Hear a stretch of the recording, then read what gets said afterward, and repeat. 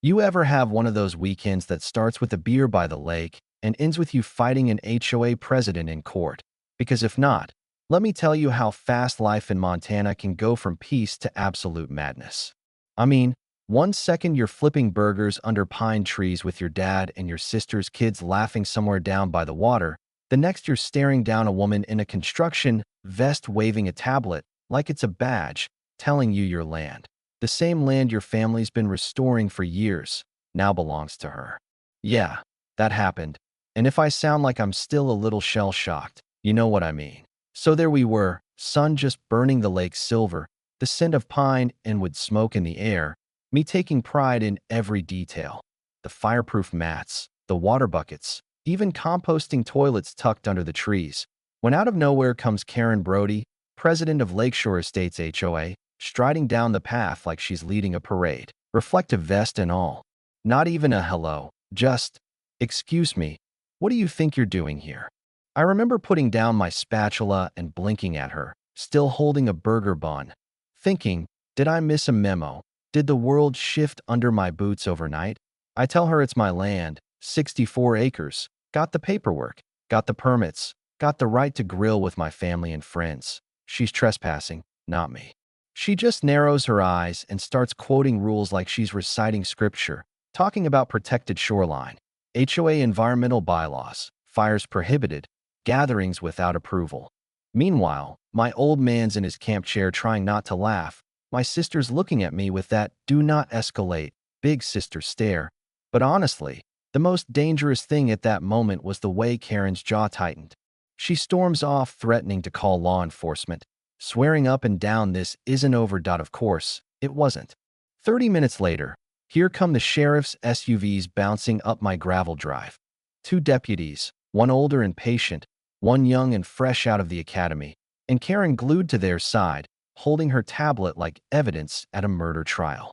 She's waving her hands, telling the officers I'm conducting illegal burns, risking the whole county, just generally a danger to civilization.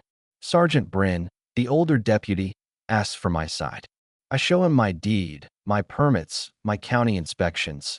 He reads everything slow, methodical, the way a guy does when he's been through too many HOA spats in his career. The young officer checks my extinguishers, pokes at my composting setup, nods approvingly. Then Bryn turns to Karen and tells her, plain and simple, she's trespassing, not me, and if she keeps making false reports, there'll be a fine. Karen's face goes so red I think she might pop, starts screeching about corruption, swearing I'll hear from her attorney, then stomps off through the woods like a cartoon villain, perfume and all. You'd think that'd be the end of it, right? Small town, clear boundaries, law on my side, lesson learned? Oh man, not even close. The next Saturday, I roll back up to the cabin, ready for a normal weekend, and what do I find?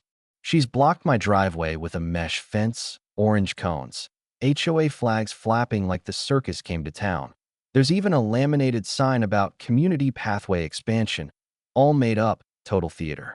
Contractor pulls up, shrugs, says Karen paid him cash, claimed it was HOA land. Tells me, hey, man, I just dig holes, not my circus, not my monkeys. I call the sheriff again. Young deputy shows up, takes one look, orders the fence gone. Karen appears out of nowhere, starts yelling about destroying community property, gets threatened with harassment charges, finally slinks off, defeated but, I can tell, still plotting. Then the letters start. First, it's the Department of Natural Resources, random inspection, citizen complaints about my so-called environmental violations, everything from unpermitted fire pits to introducing invasive species for profit. That's rich. I'm literally paid to remove invasive species, but the paperwork keeps coming, as if by burying me in enough noise, something will stick. Reporters start sniffing around. Local blogs post headlines about lakefront owner under investigation, all with Karen's phrasing. You know the type.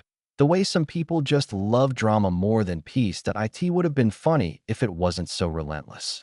She holds a special HOA meeting, gets the projector out, doctored maps with my acres highlighted like she's planning an invasion, accusing me of encroachment.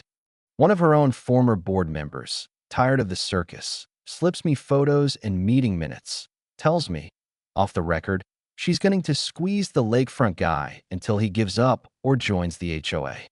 That's the twist right there. You don't expect an ally to come from the enemy's camp, but sometimes decency beats politics. Why patience wears thin. I finally hired Denise, a lawyer so sharp she could cut steel with her stare. She's seen it all, and after flipping through my folder of complaints, maps, inspection reports, she says, "This isn't neighborly drama. This is harassment, fraud, probably a felony if she's forging records." That's when we go on offense. Pull together contractor statements, inspection clears, screenshots of doctored maps, video from my new trail cams showing Karen sneaking around with her tape measure, scribbling in a notebook, trespassing after warnings. Denise drafts a cease and desist, then files a civil suit for harassment, fraud, malicious interference. Meanwhile, county investigators dig into her using HOA funds for private fencing and signage. Contractors agree to testify, say Karen paid them off the books, said, "Don't worry, it's handled." It's all falling apart for her. And suddenly, the narrative's shifting. Court day comes. Cold front, slick courthouse steps. Me in my best jeans and boots, looking less like a plaintiff, more like a guy about to fix a fence. Inside, it's packed. Karen shows up late, sunglasses and cream pantsuit. Her lawyer sweating bullets. Denise calm as ice. She lays out the whole case. Karen weaponized the HOA, doctored documents, dragged her neighbors into her personal war, tried to seize land that never belonged to her. Our witnesses back it all up. Contractors, the ex-board member, maps side by side with county records. Then it's my turn. I tell the judge about the barbecue, the false violations, the blog posts, the endless letters. I say, this isn't just my land. It's my family's legacy. She tried to make me a villain because I wouldn't submit. Karen testifies in her own defense, argues with the judge, blames everyone, insists the lake belongs to everyone, which, as the judge says, isn't exactly the law since the 13th century. She crumbles on the stand. Even her own lawyer looks embarrassed. The judge rules. She's guilty on all counts: harassment, trespass, fraud. $75,000 in damages, legal fees paid, barred from any HOA leadership for a decade, and sentenced to county jail for forging documents. The room buzzes. Someone even claps before realizing this isn't a football game.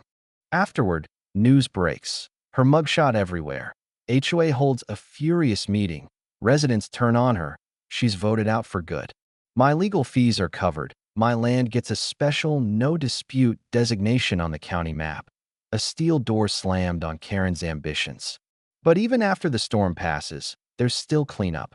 Pulling down her warning signs, teaching my nephews how to spot deer tracks on the trails she once tried to fence off, grilling hot dogs without a clipboard in sight. Funny thing, after all that, a few neighbors come by, pie in hand, awkward apologies, admitting they never supported Karen but didn't know how to stop her. I tell them, I'm not interested in revenge, just quiet. Stay on your side, I'll stay on mine. Even the state inspector swings by, checks the camp, shrugs, says, she really wouldn't let it go, huh? I carve a new sign for the trail. Private property. No HOA. No exceptions. Weeks pass. Peace. Real peace. I travel for work, run ecology projects. But every Friday I'm back at the cabin.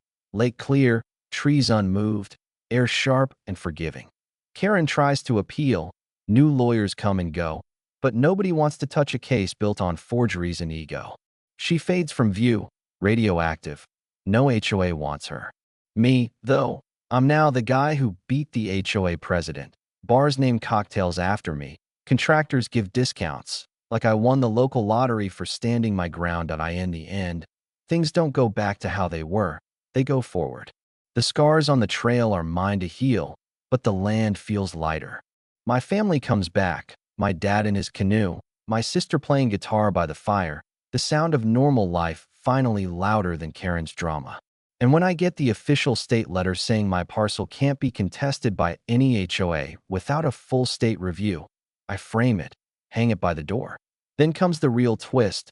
I decide to open the land as a protected retreat, not for profit, but for kids and people burned out by bureaucracy, to teach them about nature, boundaries, and resilience. The first group of city teens steps onto my land, wide-eyed, asks, "Is this all yours?" I smile and say, "No, but I protect it." Sitting by the fire pit that night, the one Karen hated most, watching the sparks float up, I finally feel what justice is supposed to feel like. Not loud, not vengeful, just quiet, honest, and real. So here's my call to you. What do you think about all this? Was I right to fight back, or should I have given in for the sake of peace?